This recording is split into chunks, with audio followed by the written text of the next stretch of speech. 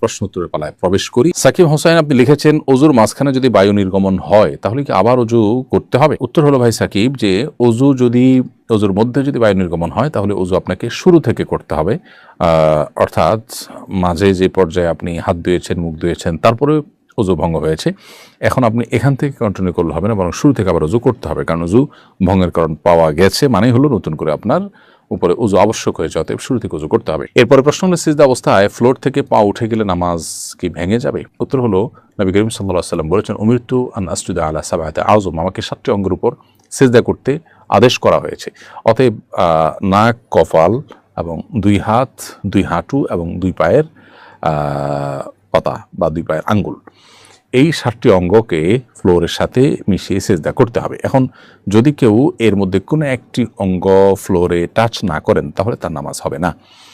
আর যদি টাচ হয়েছে এক মুহূর্তের জন্য আবার একটু উঠে গেছে তাহলে এটা মাকরু হবে, কিন্তু নামাজটা হয়ে যাবে। অতএব পুরো সেজদা জুড়ে যদি আপনার ফ্লোর থেকে পা উঠে যায় বা উঠা থাকে তাহলে সেক্ষেত্রে আপনার নামাজ হবে না, বা ওয়াজিব তরককারী হবেন, সেক্ষেত্রে আপনাকে সিজদা সাহু দিতে হবে, অথবা যদি নামাজের পরে এটি জানতে পারেন তাহলে সে নামাজ পুনরায় আদায় করতে হবে। অবশ্য কোনো ওজোর কারণে এরকম হয়েছে যে আপনি পা রাখার কোনো স্কোপ নাই, সেটা ভিন্ন কথা, তাহলে সেক্ষেত্রে নামাজ হয়ে যাবে, কোনো গুনাহ হবে না এবং সিজদা সাহু দিতে হবে না। এরপরে সাইফুর রহমান লিখেছেন, এক ব্যক্তি 4 লাখ টাকা মোহরানা ধার্য করে বিয়ে করেন, বাসর রাতে 1 লাখ টাকা স্ত্রীকে দেন, তখন স্ত্রী বলেন তোমাকে অবশিষ্ট টাকা মাফ করে দিলাম। পরে যখন তাদের তালাক হয় স্ত্রী অবশিষ্ট টাকাও দাবি করেন, মাফ করে দেওয়ার টাকা দাবি করা জায়েজ আছে কিনা? উত্তর হলো যে কোনো ধরনের চাপ ছাড়া স্ত্রী যদি স্বেচ্ছায় তার সেই মোহরের অবশিষ্ট টাকা মাফ করে থাকেন তাহলে সেটি মাফ করাটা বিশুদ্ধ। আল্লাহ সুবহানাহু ওয়া তাআলা বলেছেন যে ফাইন তিবনা লাকুম মিনহু শাইআ ফাকুলু হানিআম মারিআ, স্ত্রী যদি মোহর থেকে কিছু অংশ তোমাদেরকে ছেড়ে দেয় তাহলে তোমরা সেটা নিজেরা ভোগ করতে পারো, অর্থাৎ এটি জায়েজ আছে এবং স্বামীর জন্য এটা ভোগ করাও জায়েজ আছে। অতএব স্ত্রী যদি মাফ করে দিয়ে থাকেন তাহলে স্বামীর জন্য সেটা হালাল হয়ে গেছে, এখন আর স্ত্রী সেটিকে ফেরত নেওয়ার সুযোগ নেই। তবে যদি এমন হয় যে স্ত্রীকে বা কোনো একটা পরিবেশ তৈরি করে স্ত্রীর কাছ থেকে এটা আদায় করা হয়েছে, স্ত্রী সন্তুষ্ট ছিলেন না, তাহলে সেক্ষেত্রে স্বামীর জন্য এটা ভোগ করা জায়েজ নয়। আর স্ত্রী স্বেচ্ছায় নিজে থেকে তিনি খুশি হয়ে মাফ করে দিয়েছেন, সেটা মাফ হয়ে গেছে এবং এটার পুনরায় দাবি করবার সুযোগ নেই। এরপর এমডি আলামিন হোসেন আপনি লিখেছেন, কবর খোঁড়ার পর দাফন করার আগ পর্যন্ত কি খালি কবর পাহারা দিতে হয়? উত্তর হলো না, এমন কোনো কথা নেই যে খালি কবর পাহারা দিতে হবে, এরকম কোনো বাধ্যবাধকতা শরীয়তে কোথাও উল্লেখ হয়নি। যদি পারিপার্শ্বিক কোনো কারণ থাকে যেটি আসলে পাহারা দেওয়ার জন্য আবশ্যক, সেটা ভিন্ন বিষয়, এছাড়া সাধারণ অবস্থাতে এটি কোনো আবশ্যক বিষয় নয়। এরপরে লিখেছেন আয়েশা ইসলাম, নামাজে মনোযোগ ধরে রাখার জন্য পরামর্শ কামনা করছি। বোন আয়েশা ইসলাম, নামাজে মনোযোগ ধরে রাখার জন্য অনেকগুলো উপায় আছে, তার মধ্যে একটা হলো নামাজের ডিউরেশন বা সময়ের সীমা বাড়িয়ে দেওয়া। আপনি যেই নামাজ পড়তে 2 মিনিট বা 3 মিনিট লাগছে আপনার, সেই নামাজ পড়তে আপনি ডাবল সময় 5 থেকে 6 মিনিট 7 মিনিট ব্যয় করুন। যে নামাজ পড়তে আপনার 10 মিনিট লাগছে 4 রাকাত বিশিষ্ট নামাজ, সেটা পড়তে আপনি 15 মিনিট লাগানোর চেষ্টা করুন। ইনশাআল্লাহ দেখবেন নামাজের প্রতি মনোযোগ বাড়ছে।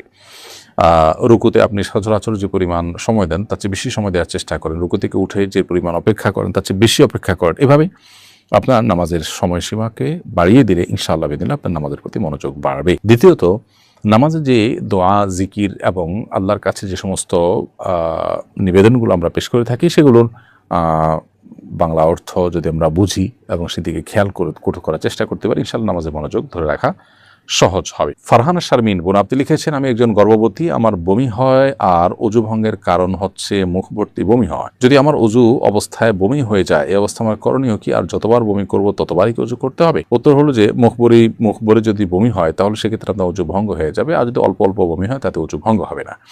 তো যদি এরকম হয় যে ঘন ঘন আপনার বমি হয়, প্রত্যেকবারই মুখ ভর্তি হয়েই বমি হয়, তাহলে আপনি বমি হওয়ার পরে অজু করে 4 রাকাত নামাজ, পুরো ওয়াক্তের মধ্যে 4 রাকাত নামাজ বা যেই কয়েক রাকাত আছে ওই ওয়াক্তের নামাজ, সেই কয়েক রাকাত নামাজ পড়ার মতো সময় যদি পান তাহলে আপনার অজু করে আপনাকে নামাজ পড়তে হবে। আর যদি আল্লাহ মাফ করুক অনবরত এরকম বমি হতে থাকে, সাধারণত পুরো একটা ওয়াক্তের সবটুকুন সময় এভাবে অনবরত বমি আসলে হয় না, হলে মানুষ বাঁচার কথা না বা স্বাভাবিক সুস্থ থাকার কথা না। এজন্য আপনার হালকা হালকা একটু বমি হলেও ফাঁক দিয়ে নামাজ পড়ে নেবেন। আর এর জন্য যদি একবার বেশি, দুইবার বেশি, 3বার অজু করা লাগে তারপরে সেই কষ্টটা করবেন এবং এর জন্য আল্লাহর কাছে বিনিময় কিন্তু কম পাবেন না, 3 বার ওযু করার সওয়াবই আপনি লাভ করবেন। এরপরে ইনোসেন্ট নীরব আপনি আইডি থেকে লিখেছেন, আমি হস্তমৈথুন ছাড়তে পারছি না, টাচ ফোন ছেড়ে বাটন ফোন চালাচ্ছি তবুও ছাড়তে পারছি না, মনে নারীদের ছবি ভেসে উঠে, আমাকে পরামর্শ উপদেশ দিন। প্রথম কথা হলো যে এই জাতীয় পরিস্থিতিতে নিজেকে বাঁচাবার জন্য, বিশেষ করে এই বদভ্যাস থেকে রক্ষা পাওয়ার জন্য আমাদের একটা নির্দিষ্ট সময়ের জন্য কোনো এমন পরিবেশে চলে যাওয়া উচিত যেখানে আসলে নিঃসঙ্গতার স্কোপ থাকে না, অনেক বেশি ব্যস্ততার মধ্যে সময় কাটাতে হয়, নির্জনতার স্কোপ খুব বেশি থাকে না। অতএব নিজে এই গুনাহ থেকে বাঁচার এক্সারসাইজটা সেখানে খুব ভালোভাবে হয়ে যায়। তো এরকম পরিবেশ বা এরকম পরিস্থিতিতে আপনি চেষ্টা করতে পারেন চলে যাওয়ার, তাহলে ইনশাআল্লাহ হয়তো আপনার এই গুনাহ থেকে বাঁচাটা সহজ হবে।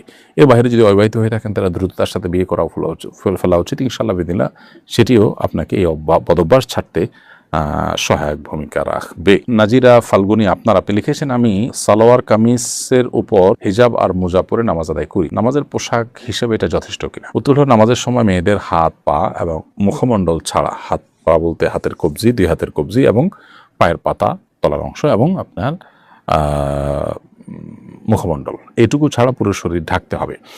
এখন এটা ঢাকার জন্য আপনি যে কোনো পোশাক যেটা ঢাকতে পারবেন সেটি জায়েজ হবে, হতে পারে সেটা মেক্সি, হতে পারে বড় কোনো একটা ওড়না বা অন্য কোনো পোশাক। তো সাধারণত যে পোশাকে হাতের পায়ের গোছা কিংবা হাতের এ অংশ কিংবা কাঁধ, গলা, বুকের কোনো অংশ বা পেটের কোনো অংশ উন্মুক্ত থাকে সেটা পরে নামাজ পড়লে নামাজ হবে না। যদি এটা পরে নাও তাহলে সেক্ষেত্রে এটার উপরে অন্য কোনো পোশাক দিয়ে অংশগুলোকে ঢেকে তারপরে আবৃত্তি করে নামাজ পড়তে হবে, কারণ এটি নামাজের জন্য আবশ্যক, সতর ঢাকা ফরজ। রোকসানা করিম বর্ষা আপনি লিখেছেন, নিজের ব্যবহার করা পুরাতন কাপড় অন্য কাউকে দিলে উক্ত ব্যক্তির কোনো ক্ষতি হয় কিনা? ব্যবহার করা কাপড়, পুরাতন কাপড় অন্য কাউকে দিলে আপনার কোনো ক্ষতি হওয়ার আপাত দৃষ্টিতে কোনো কারণ নেই।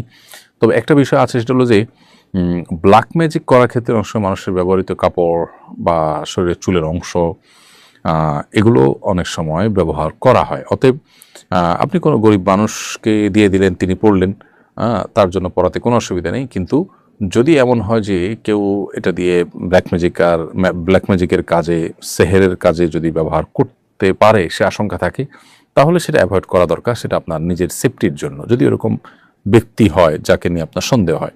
বাট এছাড়া গরিব মানুষ একজনকে দিয়ে দিলেন, আননোন মানুষ বা অপরিচিত মানুষ অথবা এমন মানুষ যিনি পরিচিত কিন্তু এটা তার দ্বারা আপাত দৃষ্টিতে করার কোনো কারণ নাই, তাহলে সেক্ষেত্রে এটা অবশ্যই তিনি ব্যবহার করতে পারেন। যিনি ব্যবহার করবেন তার কোনো ক্ষতি কোনো অবস্থাতে হওয়ার কোনো কারণ নেই, কাপড়ের মধ্যে কোনো লাভ ক্ষতির কিছু নেই। যদি মনে করে কেউ এরকম যে আরেকজনের ব্যবহৃত কাপড় পরলে তার অসুবিধা হবে বা ক্ষতি হবে, তাহলে সেটি এক ধরনের শিরকপূর্ণ বিশ্বাস। এমনি আশা জানছেন, গর্ভাবস্থায় সহবাস করার ব্যাপারে শরীয়তে নিষেধাজ্ঞা আছে কি? গর্ভাবস্থায় সহবাস করা যাবে না এমন কোনো কথা শরীয়তে নেই। তবে গর্ভাবস্থায় সহবাস করলে যদি স্ত্রীর কোনো ক্ষতি হয় বা ক্ষতি হওয়ার বিষয়টি জোরালো থাকে, তাহলে সেক্ষেত্রে সেটি ভিন্ন বিষয় হতে পারে। ফিরোজ হক জানতে চেয়েছেন, ইসলামকে বা ধর্মীয় জ্ঞানকে কেউ পেশা হিসেবে গ্রহণ করলে সে জাহান্নামে যাবে, এ কথা কি সঠিক? না, এই কথা এইভাবে সঠিক নয়। যেখানে আপনার ধর্মীয় জ্ঞান শেখানোর জন্য যদি অবসর মানুষ না থাকে, পৃথক কোনো মানুষ না থাকে, বিষয়টি যার যার ঐচ্ছিক বিষয়ে পরিণত হয়, তাহলে সমাজের মানুষের ধর্মীয় জ্ঞান অর্জনের বিষয়টি ব্যাহত হবে।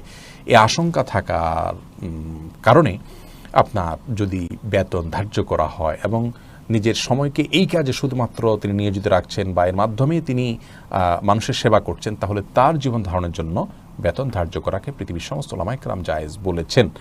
অতএব এটিকে অন্যান্য হাদিসের যে সাধারণ নিষেধাজ্ঞা আছে সেটার সাথে গুলিয়ে ফেলাটা সঠিক হবে না।